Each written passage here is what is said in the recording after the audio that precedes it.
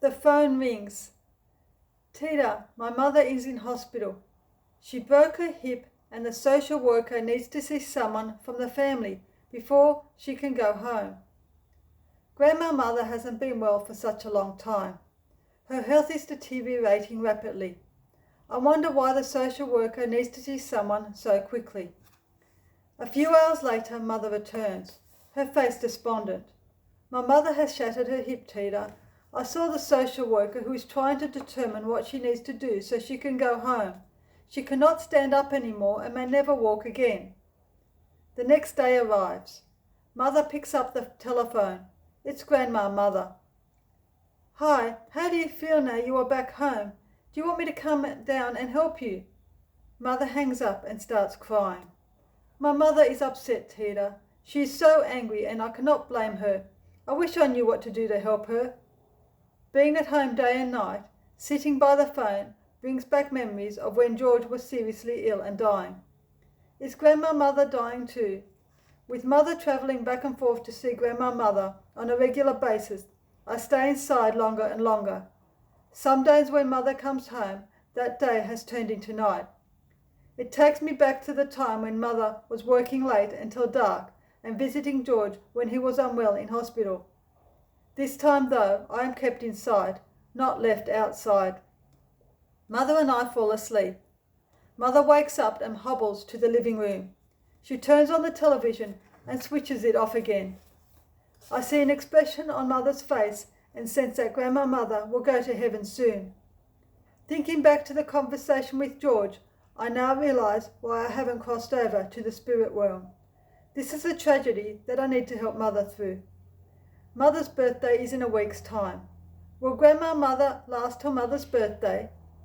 Tita, I'm having a few people over for my birthday on Sunday. Dad is coming over. I'm seeing my mother on the day before, on Saturday. I hope she lasts till I see her. It may be my final visit. Saturday arrives. Mother drives to Grandma Mother's. With Grandma Mother being so sick, I believe this is the last birthday they will spend together as mother and daughter.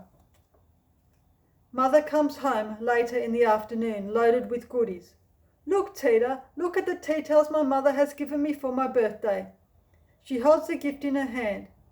I'm not sure how long she has. She is finding it difficult to talk, and I gave her a notepad and pen so she can write down all she wants to say. She hardly eats now and is tired all the time. My birthday is tomorrow. Do you think she will get through the night?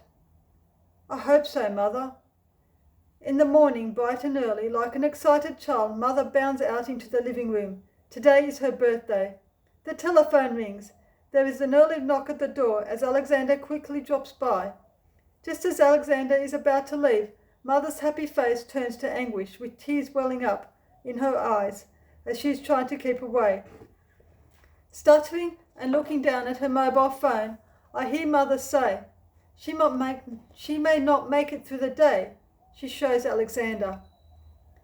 Mother's family and friends arrive. I could see Mother is torn with different emotions deep inside. She is trying to be happy, yet deep down she is so uncertain, knowing that each moment that passes may be Grandmother Mother's last breath.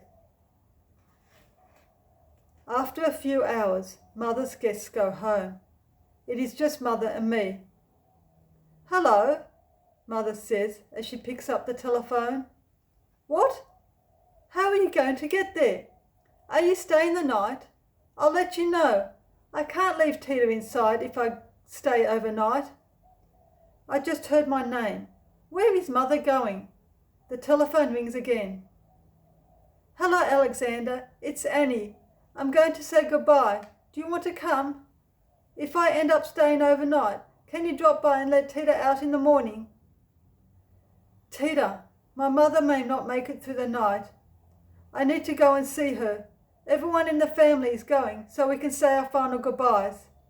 If I stay over tonight, Alexander will come by in the morning and let you out. I love you. She kisses me on the forehead before letting herself out the front door. I sit and ponder before eventually drifting off and waking up in pitch darkness. I hear the key turn in the lock. Mother, is that you? For the following few days, Mother continuously drives down day after day, her fractured foot protected by the moon boot. Today is Tuesday. For some reason today that very same feeling returns from all that time ago. The same grey empty feeling I felt when I saw George for the very last time. Something tells me that today is the day that Grandma Mother will be crossing over to heaven. Mother talks on the telephone and quickly gets dressed before racing out the door. All of a sudden, the afternoon sun comes beaming inside the living room, casting shadows on the coffee table. The telephone rings once, then stops. A light flickers on and off, then disappears. I realize what has just happened. I just know. Grandma Mother has just passed away. She has now gone to heaven. I wonder how Mother is coping. Come home safe, Mother. I'll be all right. Night time arrives.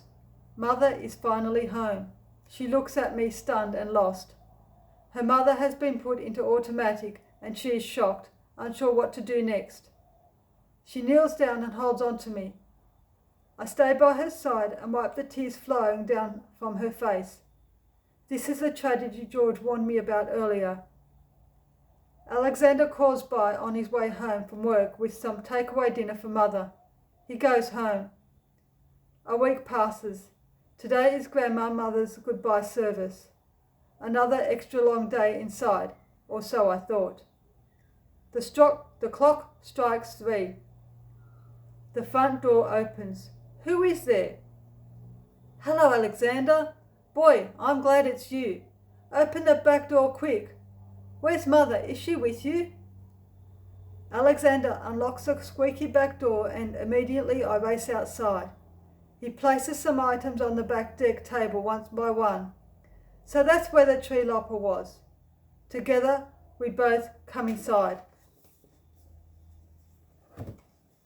I read this chapter, or this section of my book, Tita's Story, as today, 5 years ago, on this very day, on a Tuesday, my mother passed away.